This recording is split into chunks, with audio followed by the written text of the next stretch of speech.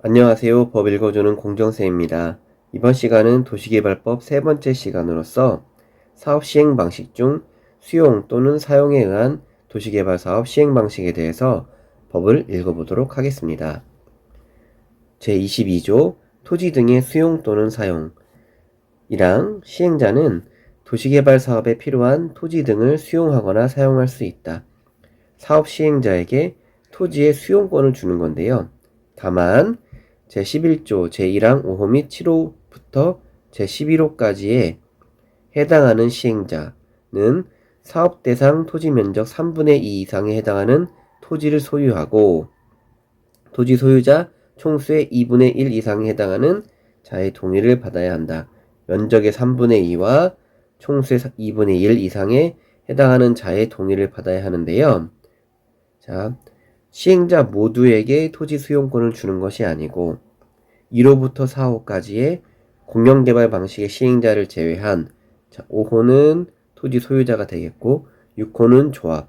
조합은 기본적으로 토지 소유자로 구성이 되기 때문에 동의 요건이 필요가 없겠죠. 그리고 7호부터 11호 기타 사업 시행자인 경우에는 면적이나 총수에 해당하는 자의 동의를 받아서 토지 등을 수용하거나 사용할 수 있고요. 그리고 이 경우 토지 소유자의 동의 요건 산정 기준일을 도시개발구역 지정 고시일로 기준으로 하며 그 기준일 이후 시행자가 취득한 토지에 대하여는 동의 요건에 필요한 토지 소유자 총수에 포함하고 이를 동의한 자의 수로 산정한다. 일단 기본적으로는 구역 지정 고시일로 기준으로 하고 이후에 취득한 토지에 대해서도 인정해준다는 뜻이 되겠습니다. 이 항은 이 법에 특별한 규정이 있는 경우를 제외하고는 토지보상법에 관한 내용을 준용한다는 내용이 되겠고요. 3항 이 항에 따라 토지보상법을 준용할 때 수용 또는 사용이 되는 토지의 세부 목록을 고시한 경우에는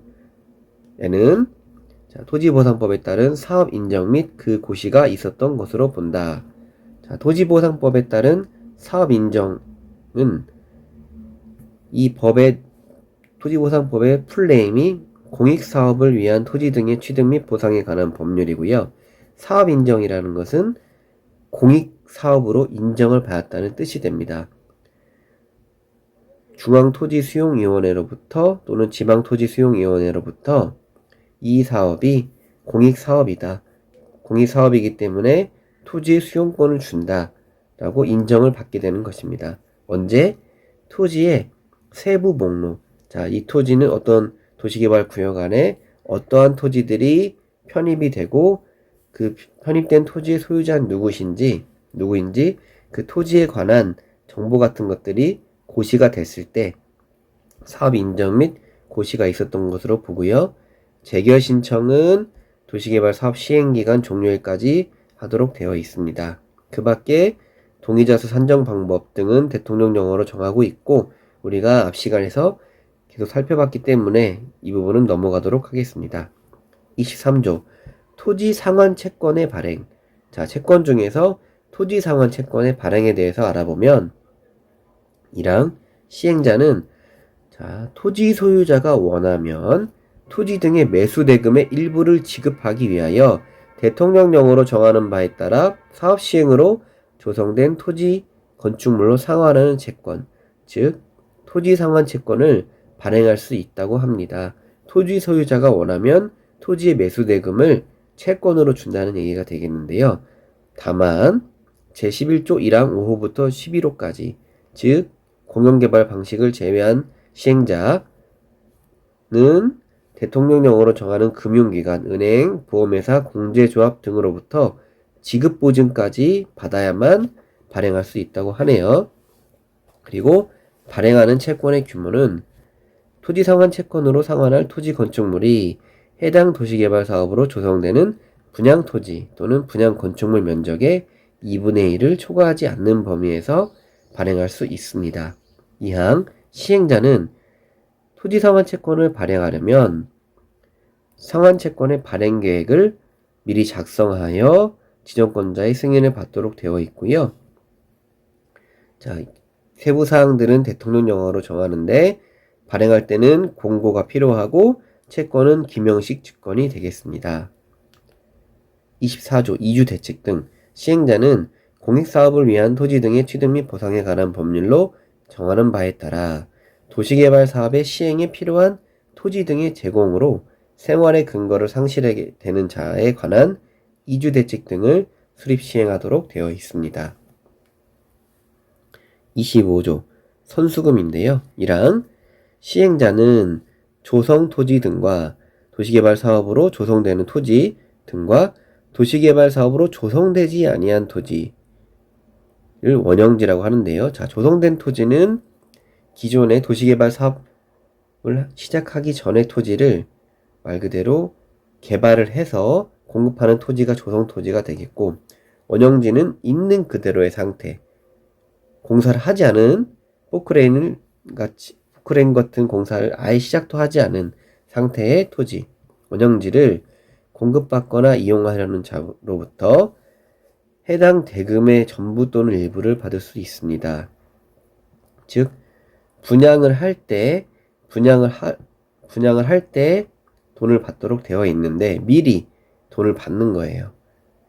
그 선수금이라고 하고, 시행자가 공공인 경우 개발계획 수립 고시 후 사업 시행 토지 면적의 10% 이상의 토지에 대한 소유권 확보가 필요하고, 그 외인 경우, 자, 시행자 공공이 아닌 경우는 공급하려는 토지에 대한 소유권 확보 전체적, 그리고 해당 토지에 설정된 저당권 말소, 공사 진척률이 10% 이상 필요합니다. 이런 조건일 때만 선수금을 받을 수 있고요. 이렇게 시행자가 선수금을 받으려면 지정권자의 승인을 받도록 되어 있습니다. 25조의 2. 원형지의 공급과 개발. 시행자는 도시를 자연친화적으로 개발하거나 복합적, 입체적으로 개발하기 위하여 필요한 경우에는 대통령령으로 정하는 절차에 따라 지정권자의 승인을 받아 다음 각호 어느 하나에 해당하는 자에게 원형지를 공급하여 개발하게 할 수 있다. 자, 이 시행자들, 국가나 지자체, 공공기관, 지방공사, 공모에 의해 선정된 자, 그리고 원형지를 학교나 공장 등의 부지로 직접 사용하는 자에게, 자, 시행자가 이 사람들에게 원형지를 주고 개발을 하라고 할 수 있다는 얘기가 되겠습니다. 원형지로 말 그대로 상태로 판단 얘기가 되겠죠. 이 사람들에게 원형지로 판단 얘기가 됩니다. 이 경우 공급될 수 있는 원형지의 면적은 전체 면적의 3분의 1 이내로 하여야 되고요. 2항 시행자는 1항에 따라 원형지를 공급하기 위하여 지정권자에게 승인 신청을 할 때에는, 자, 원형지를 공급할 때 지정권자의 승인을 받도록 되어 있었는데, 승인 신청을 할 때 원형지의 공급 계획을 작성하여 함께 제출을 하고요. 작성된 공급 계획을 변경하는 경우에도 같습니다. 자, 승인 신청서를 제출받은 지정권자는 개발계획 수립 후에 원형지 공급을 승인할 수도 있습니다. 참고하시고요. 3항 2항에 따른 원형지 공급 계획에는 원형지를 공급받아 개발하는 자, 즉 원형지 개발자, 이 하나, 둘, 셋, 넷, 5가지 해당하는 이 원형지 개발자에 관한 사항과 원형지의 공급 내용 등이 포함되도록 하고 있습니다.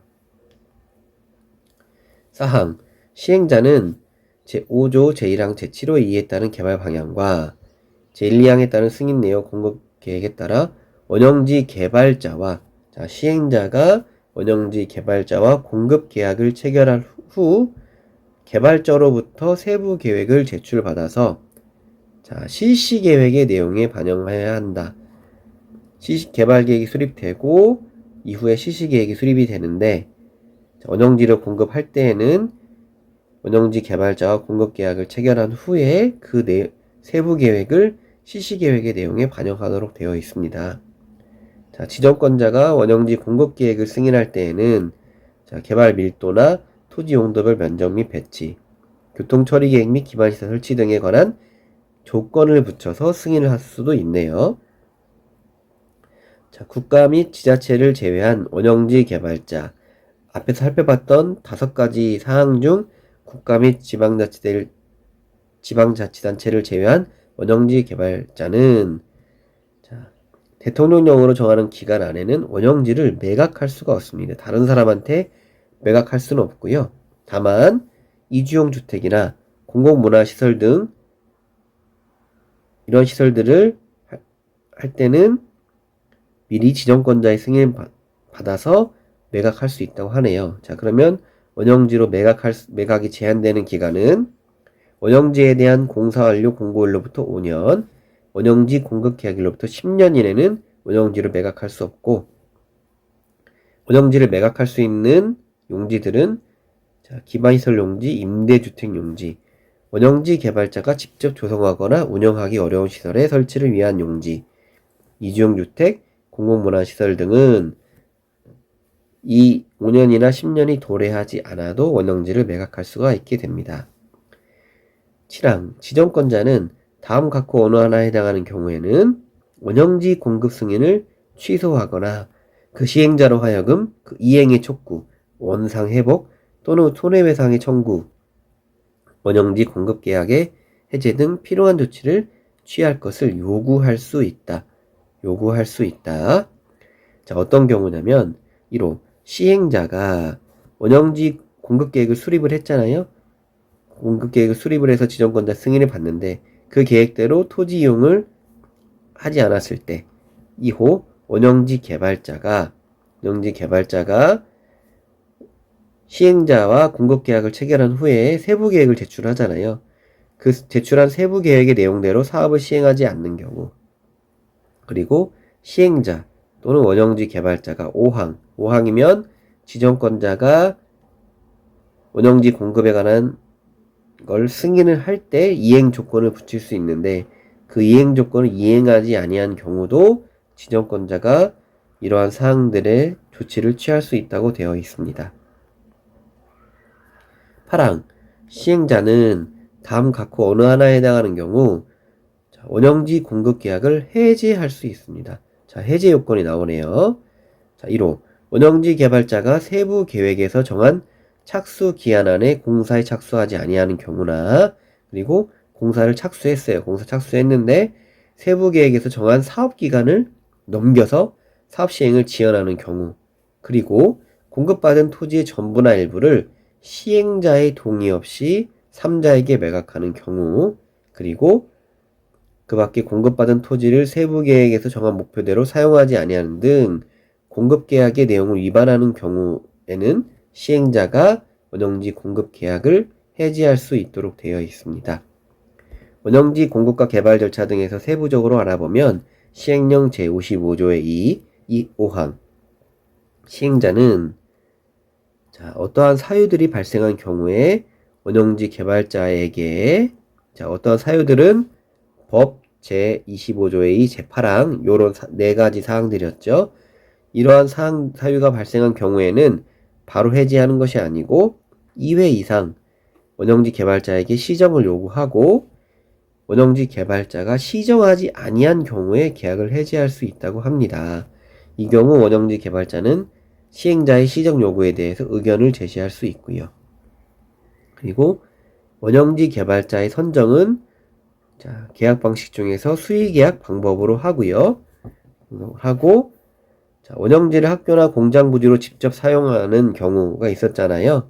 이 경우에는 경쟁 입찰 방식으로 하게 됩니다. 다만 이때 2회 이상 유찰이 된 경우에는 수의계약 방법으로 할 수 있고요.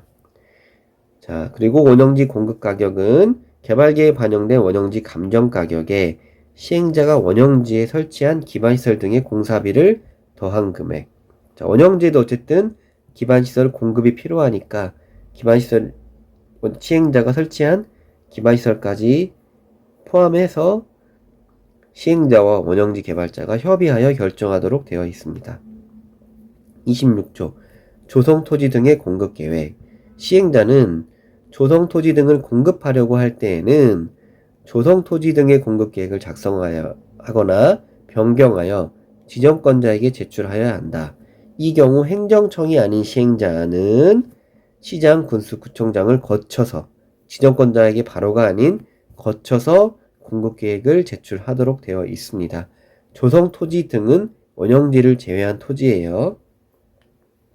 27조 학교용지 등의 공급가격. 시행자는 학교, 폐기물 처리시설, 그 밖의 대통령령으로 정하는 시설, 공공청사, 사회복지시설, 공장, 임대주택, 국민주택 규모 이하의 공동주택, 호텔업시설, 기반시설, 이러한 시설들을 설치하기 위한 조성토지 등과 이주단지 조성을 위한 토지로 공급하는 경우에는 해당 토지의 가격을 감정평가법인 등이 감정평가한 가격 이하로 정할 수 있다고 합니다. 자, 학교, 폐기물 처리 시설, 요런 시설들은 자, 감정평가사가 감정평가법인 등이 평가한 금액 이하로 가격을 결정할 수 있도록 되어 있습니다.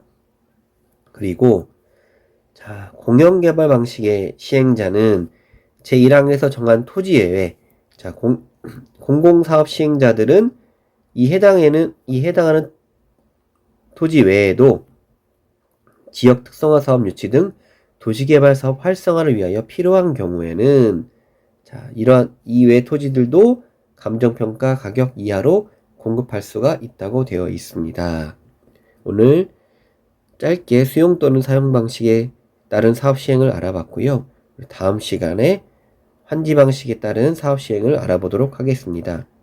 시청해주셔서 감사드리고요. 구독과 좋아요 눌러주시면 더욱 감사하겠습니다. 고맙습니다.